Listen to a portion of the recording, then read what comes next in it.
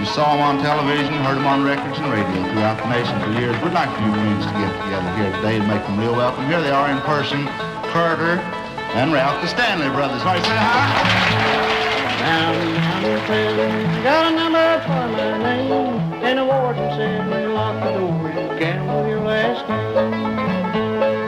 Gamble my last game, gamble my last game.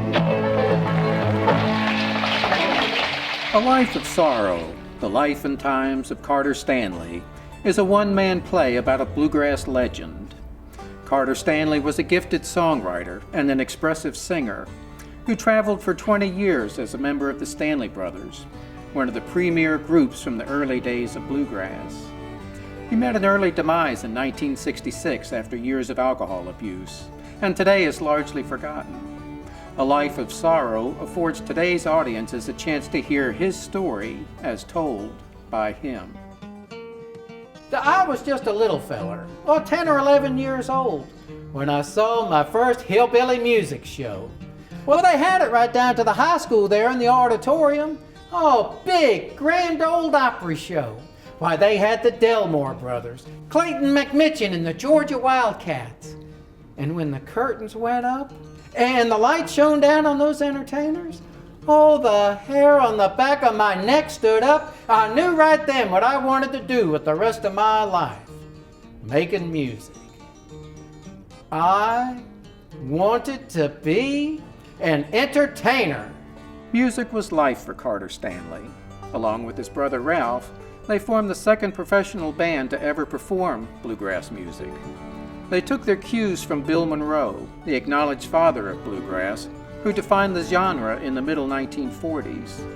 It wasn't long afterwards that Carter was helping to define the foundation to the music with his songwriting and musicianship.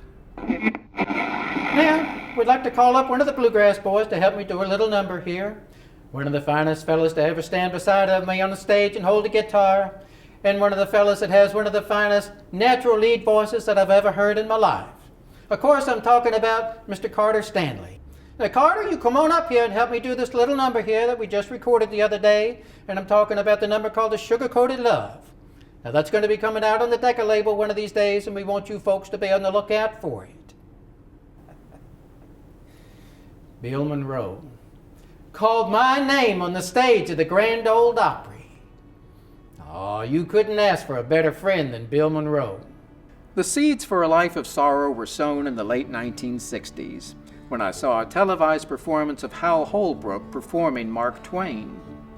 Some 40 years later, I was reminded of Holbrook's performance and thought, why not Carter Stanley?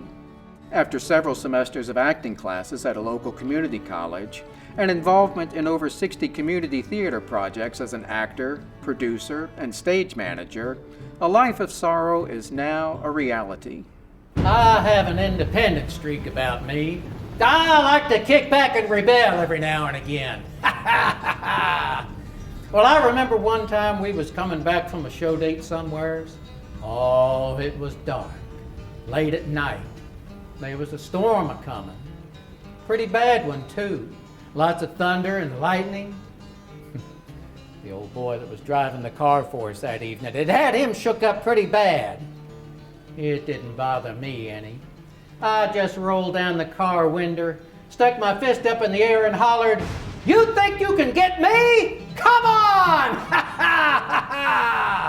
There ain't nobody or no thing gets the better of Carter Stanley. My own involvement with Carter and Ralph Stanley began in 1973, when I discovered their music in a collection of record albums that were won at a police auction. Since that time, I've become the go-to person for all things Stanley, and have produced a number of reissues of their recordings, written liner notes for their albums and CDs, and recently completed the definitive history of their prolific and multifaceted recording career. Ralph was out on the streets of Bristol one day, and we run into Lester Flatt.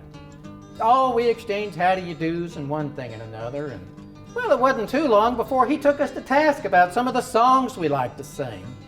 A lot of the ones we'd heard by Bill Monroe on the Grand Ole Opry.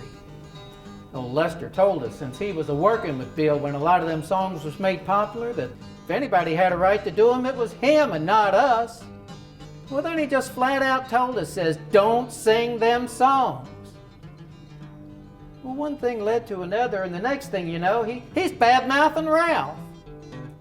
Now, he can talk about me all he wants, but when he goes to bad-mouthing my little brother, I just had to pop him. A Life of Sorrow is a play with music, as opposed to being a musical. Snippets of Carter's songs are performed to highlight portions of his life that he is talking about. Throughout the show, he recalls childhood days on the family farm, his admiration for old-time musicians that he listened to and liked, stories of life on the road, his songwriting, his jealousies and insecurities, his friendships, and admiration for the music of Bill Monroe. Well, we was kindly raised up on hillbilly music, and to me, that's not a dirty word. We listened to folks like the Carter family, Maynard's Mountaineers, the Monroe brothers. And after Bill and Charlie Monroe kindly split up and went their own separate ways, why then there was Bill Monroe and the Bluegrass Boys. We used to see advertisements for him in the local paper when he would bring his program around to our part of the country. Oh, they called him the greatest hillbilly entertainer of them all. And he was, too. Well, after we got to hearing the kind of music Bill was a-making with his group, we knew right then and there that was the sound for us. Mandolins and fiddles, guitars and banjos, them's the kind of instruments Bill used to make his music, and them's the same kind of instruments we use to make our music. But you know, it's not just the instruments, it's what you do with them. It's the rhythm and the drive and the power and the punch. That's what makes this kind of music.